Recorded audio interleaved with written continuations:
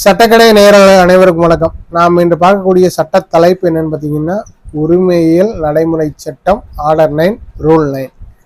இது பொதுவாக யாருக்கு பயன்படும் அப்படின்னு பார்த்தீங்கன்னா, ஒரு வழக்கை யார் தாக்கல் செய்கிறாங்களோ, கோர்ட்டில் நீதிமன்றத்தில் போய் வழக்கை யார் தாக்கல் செய்கிறாங்களோ அந்த வாதிக்கு, ஆங்கிலத்தில் பிளெயின்டிஃப்னு சொல்லுவோம், அவங்களுக்கு இது பயன்படக்கூடியது. சட்டம் இதை அவங்களுக்கு தான் இப்போ வச்சுருக்காங்க.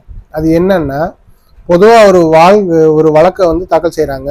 தாக்கல் செய்கிறப்ப வழக்கு விசாரணையின் போது ஒரு சில காரணங்களால் வாதி அப்பியரன்ஸ் ஆகாமல் விட்டுட்டாரு அப்படின்ற பட்சத்தில் வழக்கு தள்ளுபடி ஆகக்கூடிய வாய்ப்புகள் இருக்குது. ஒரு முக்கியமான இன்னைக்கு 2-3 வாய்தா நீங்கள் வந்துட்டீங்க, இந்த வாய்தாவும் வரலைன்னா உங்கள் கேஸ் டிஸ்மிஸ் பண்ணணும்னு சொல்லி ஒரு டேட்டுக்கு போட்டிருப்பாங்க. அந்த வாய்தாவும் நீங்கள் அப்பியர் ஆக முடியலை, ஒரு சில காரணங்களால், தவிர்க்க முடியாத காரணங்களால் நீங்கள் அப்பியர் ஆக முடியல, உண்மை காரணமாக கூட இருக்கலாம். அப்போ என்ன வர நீதிபதி நீங்கள் வரல அப்படின்னு சொல்லி அந்த வழக்கை டிஸ்மிஸ் பண்ணிடுவார். அப்படி இல்லைன்னா பிரதிவாதிகளுக்கு உரிய நேரத்தில் இங்கே நோட்டீஸ் கொடுக்கல, நோட்டீஸ் போனதான் பிரதிவாதி கேஸ் நடத்த வருவாங்க. அப்போ நீங்கள் நோட்டீஸ்க்கு நீங்கள் மவுண்டு இல்லை பேட்டா இந்த மாதிரி விஷயங்கள்லாம் நீங்கள் கட்டலை அப்படின்னா கோர்ட் நோட்டீஸ் போகாது.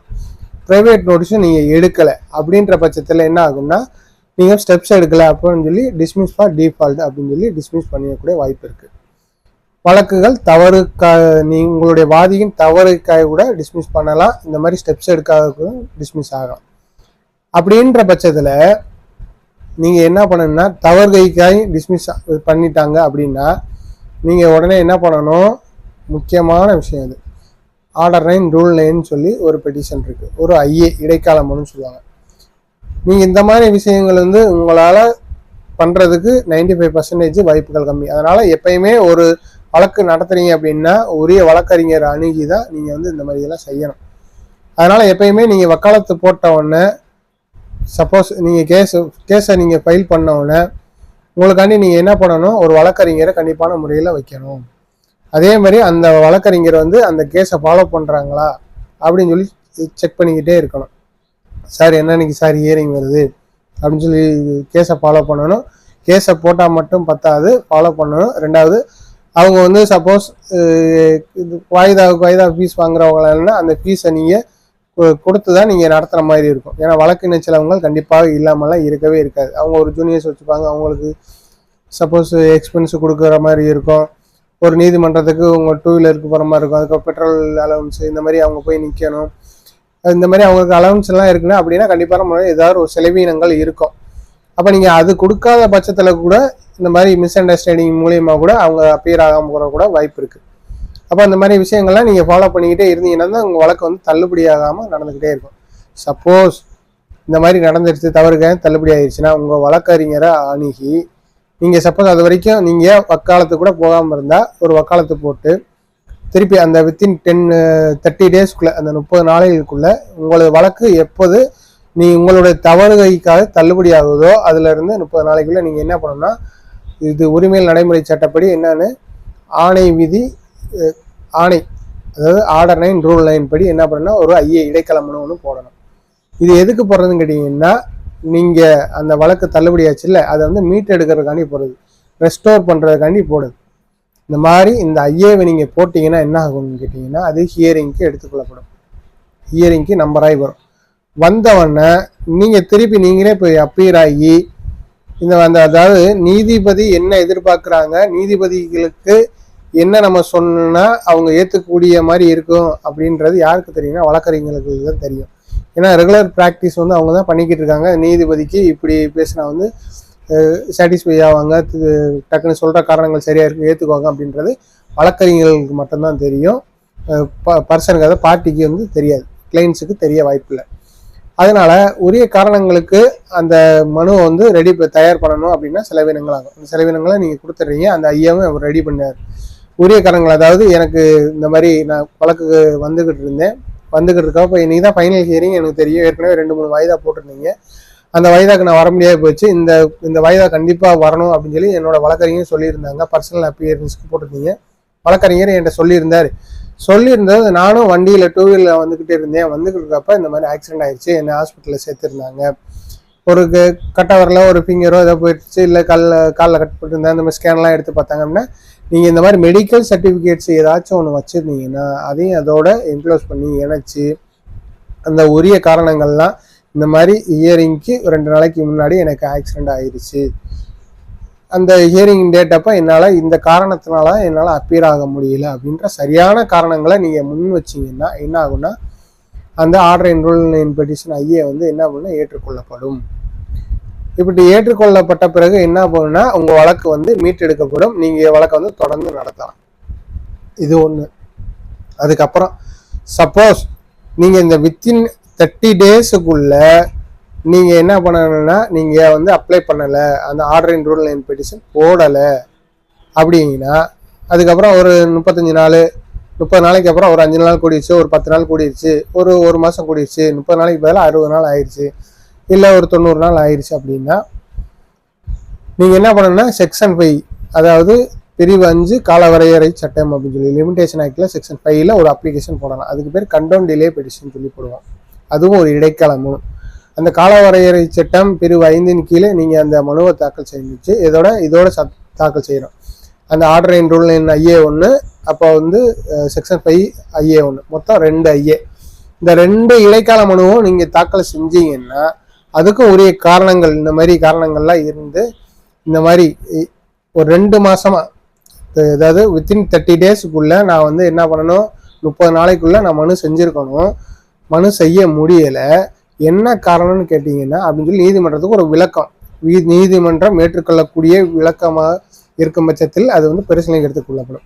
ஆஸ்பத்திரியில் சேர்த்திருந்தேன், அந்த ஆஸ்பத்திரியோட இந்த சம்மரியெல்லாம் நான் வந்து எடுத்து வச்சிருக்கேன், மருந்து ரசீதுகள், அந்த இது ஸ்கேன் எடுத்திங்கன்னா ஸ்கேன் ரிப்போர்ட்டு, அப்புறம் பில்லு, இந்த மாதிரி விஷயங்கள்லாம் நீங்கள் என்க்ளோஸ் பண்ணி கொடுக்கணும். கொடுத்ததுக்கப்புறம் இந்த இதெல்லாம் காரணங்கள்லாம் இருக்குது அப்படின்னு சொல்லி நீங்கள் கொடுத்த அதை என்க்ளோஸும் பண்ணியிருக்கணும், அட்டாச்சும் பண்ணியிருக்கணும். அது சமயம் நீங்கள் எதை நீங்கள் கொடுத்துருக்கீங்களோ அதை விவரமாக என்ன பண்ணணும் அந்த மனுவில் அந்த செக்ஷன் 5 அப்ளிகேஷனில் நீங்கள் சொல்லணும். இந்த காரணத்தினால்தான் இந்த காலதாமதம் எனக்கு ஆச்சு, அதனால தான் என்னால் அப்பியர் ஆக முடியல அந்த ஹியரிங் அப்போ. அதனால் இந்த காலதாமதத்தை மன்னித்துங்கிற இந்த இடத்துல என்ன ஆகும், செக்ஷன் 5 அப்ளிகேஷன் மன்னித்து எனது மனுவை எனது வழக்கை மீட்டெடுக்கும் போது ஆர்டர் அண்ட் ரூல்லிங் வழக்கை மீட்டெடுத்து நடத்த எனக்கு வந்து வாய்ப்பு கொடுங்க அப்படின்னு சொல்லி கேட்குறது தான் அந்த order and ruling along with section 5 application. So 2 மனுவை நீங்கள் போட்டிங்கன்னா என்ன ஆகும்னு கேட்டிங்கன்னா உங்கள் வழக்கு வந்து உரிய காரணங்கள் இருந்தால் மட்டுமே செக்ஷன் 5 அப்ளிகேஷன் என்ன பண்ணால் அலோவ் செய்யப்படும். செக்ஷன் 5 அப்ளிகேஷன் வந்து அலோவ் பண்ணாதான் என்ன ஆகும்னா உங்கள் வழக்கு ஆர்டர் அண்ட் ரூல்லிங் பெட்டிஷனும் திருப்பி என்ன பண்ணால் அலோவ் செய்யப்படும். செக்ஷன் 5 அப்ளிகேஷன் வந்து அலோவ் பண்ணாமல் நீங்கள் ஆர்டர் அண்ட் ரூல்லிங் வந்து போட முடியாது, 30 நாளைக்கு மேலே தாண்டினான். அதனால் என்ன பண்ணணும்னா 2 மனு சேர்த்து போடணும். 2 மனு சேர்த்து போட்டிங்கன்னா உங்களுக்கு பிரயோஜனமாக இருக்கும். அதனால் முடிஞ்ச அளவுக்கு என்ன பண்ணுறீங்கன்னா பிளைன்டிஃப் வந்து டிஸ்மிஸ் ஃபார் டிஃபால்ட் ஆச்சுன்னா ஆர்டர் அண்ட் ரூல்லிங்கில் 30 நாளைக்குள்ள கம்பல்சரி நீங்கள் உங்கள் வழக்கறிஞரை அணுகி போட்டுருங்க. இல்லை நம்ம வக்காலத்து போட்டாச்சு நம்ம வழக்கறிஞர் 10 ரூபான்னா பார்க்குறதுக்கு வாய்ப்புகள் கம்மி. ஏன்னா நீங்கள் என்ன பண்ணுவீங்க, வக்காலத்து போடுறப்ப ஒரு ஃபீஸ் போட்டிருப்பீங்க. இது வந்து இங்கே உங்களோட பர்சனல் அப்பியரன்ஸுக்கு போகலைன்னா நீ கான்டாக்ட் பண்ணியாச்சும் சொல்லியிருக்கணும், சார் இந்த காரணத்தினால நான் கான்டாக்ட் பர்சனல் அப்பியரன்ஸு போட்டிருக்காங்க வர முடியலைன்னு சொல்லி விளக்க நீங்கள் வழக்கறிஞருக்கு நீங்கள் இன்ஃபார்ம் பண்ணணும். இன்ஃபார்ம் பண்ணாமல் விட்டிங்கன்னா தான் உங்களுக்கு தலைவலியே. அப்போ உங்களோட வழக்குக்கு உங்களுக்கே ஒரு வரணும் நடத்தணும் அப்படின்ற எண்ணம் இல்லாதப்போ வழக்கறிஞர்களுக்கு என்ன வந்துச்சு அப்படின்னு சொல்லி பேசாமல் இருந்துட்டாங்கன்னா அப்புறம் யார் நீங்கள் கேஸ் செலவழிச்சு போட்டதெல்லாம் வீணாக போயிடும். அப்போ ஆர்டர் அண்ட் ரூல்லிங் படி என்ன ஆகுனா சப்போஸ் கோர்ட் டிஸ்மிஸ் பண்ணிட்டாங்க அப்படின்னா இந்த ஆர்டர் அண்ட் ரூல்லிங் என்ன பண்ணணும்னா உரிய வழக்கு அன்னைக்கும் நீங்கள் அப்பியர் ஆகாமல் போயிட்டீங்கன்னா ஆர்டர் அண்ட் ரூல்லிங் பெட்டிஷன் அன்னைக்கும் நீங்கள் அப்ளிகேஷன் போட்டுட்டீங்க, அன்னைக்கும் நீங்கள் அப்பியர் ஆகலைன்னா என்ன ஆகுனா அந்த ஐயாவும் என்ன ஆகும் டிஸ்மிஸ் ஆயிரும். டிஸ்மிஸ் ஆயிருச்சுன்னா தான் உங்களுக்கு இருக்கிறதே வந்து வழக்கு போட்டு இவ்வளோ நாள் நீங்கள் வழக்குக்கு அலைஞ்சது மன உளைச்சல் ஆனது எல்லாமே வேஸ்ட்டாக போயிடும். அதனால் முடிஞ்ச அளவுக்கு என்ன பண்ணணும் ஆர்டர் அண்ட் ரூல்லிங் அப்ளிகேஷன் வித்தின் 30 டேஸ்க்குள்ளே போடணும். அதை விட்டால் இப்போ ஒரு 60 நாள் ஒரு 90 நாளைக்குள்ளேயோ நீங்கள் செக்ஷன் 5 அப்ளிகேஷன் போடணும். ரொம்ப அதிக நாள் காலதாமதம் ஆச்சுன்னா நீங்கள் உரிய விளக்கங்கள் கொடுக்க முடியாமல் போச்சுன்னா உங்கள் வழக்கை வந்து எடுத்துக்கொள்ளவே பட மாட்டாது. ஏன்னா எதுக்கு நான் சொல்கிறேன்னா, 2வது நீங்கள் செகண்ட் சூட் வந்து ஃபைல் பண்ணுறதுக்கும் உங்களுக்கு வந்து சட்டம் வந்து அனுமதி மறுக்கிறது. நீங்கள் ஆர்டர் ஒரே ஒரு சூட்டு தான், ஒரே ஒரு எதிரி தான் உங்களுக்கு, அந்த ஒரே ஒரு எதிர்வாதி பிரதிவாதி ஒரே ஒரு உங்களோட ஒரு 50,000 ரூபா கடன் வாங்கியிருக்காரு, அதுக்கு நீங்க ஒரு பத்திரம் எழுதி வாங்கியிருக்கீங்க அப்படின்னா ஒரே ஒரு டேட்டு தான் இருக்கும், ஒரே ஒரு அக்ரிமெண்ட் தான் இருக்கும், ஒரே ஒரு எதிர்வாதி தான். இது சேம் பர்சனை வச்சு நீங்க இன்னொரு வழக்கு தாக்கல் செய்ய முடியாது. அப்போ என்ன ஆகும்னா பாட் ஆயிரும். செகண்ட் சூட்டு நீங்க ஃபைல் பண்ண முடியாது, நீங்க அப்பீல் ரெமடியும் உங்களுக்கு இருக்காது, நீங்க மேல்முறையீடு போக முடியாது. அதனால முடிஞ்ச அளவுக்கு என்ன பண்ணுவீங்க, வாதியானவர் என்ன பண்ணணும், நீங்க சப்போஸ் உங்க வழக்கு டிஸ்மிஸ் டிஃபால்ட் ஆயிருச்சு, தள்ளுபடி ஆயிருச்சுன்னா உடனே 30 நாளைக்குள்ள மனு செஞ்சிருங்க. அப்படி இல்லைனாலும் குறைஞ்சபட்சம் கரெக்டான காரணமா இருந்துச்சுன்னா செக்ஷன் 5 அப்ளிகேஷனோட போட்டு வந்து நீங்க வந்து அலோவ் பண்ணிக்கிறது ரொம்பவே நல்லது. எப்பயுமே காலதாமதம் வந்து சட்டம் வந்து ஏற்றுக்கொள்ளாது. அப்படி ஏற்றுக்கொண்டாலும் உரிய காரணங்கள் இருக்க வேண்டும். வெறுங்கையில நீங்க இல்ல நான் ஊர்ல வந்து பஞ்சாயத்து பண்ணோம், இந்த மாதிரி எனக்கு சும்மா ஒரு காய்ச்சலா இருந்துச்சு வச்சுச்சு அப்படின்னா நீங்க அதுக்கு உண்டான நீங்க சொல்லிக்கிட்டே இருக்க வேண்டியதுதான். நீங்க என்னதான் காரணங்களை வந்து டாக்குமெண்ட்ஸ் தான் பேசுமே ஒழிஞ்சு நீங்க சும்மா வந்து எனக்கு காய்ச்சல் அடிச்சிச்சு, வேணா என் பக்கத்து வீட்டுக்காரர் கேட்டு பாருங்க, எதிர் வீட்டுக்காரங்க கேட்டு பாருங்க அப்படின்னா வந்து சட்டம் வந்து நீதிமன்றமோ நீதிபதியோ வந்து ஏற்றுக்கொள்ள மாட்டாங்க. உரிய காரணங்கள் இருந்தால் மட்டுமே அந்த மனுக்கள்லாம் ஏற்றுக்கொள்ளப்பட்டு உங்கள் வழக்கு வந்து மீட்டெடுக்கப்பட்டு நடத்தப்படும். ஸோ சட்டத்தை தெரிஞ்சுக்கோங்க. நன்றி, வணக்கம். மீண்டும் வரும் சட்ட சந்திக்கும் வரை உங்களிடம் விடைபெறுவது உங்கள் அன்பு வழக்கறிஞர் பி. முத்துக்குமார், மதுரை உயர்நீதிமன்றம். அனைவருக்கும் வணக்கம்.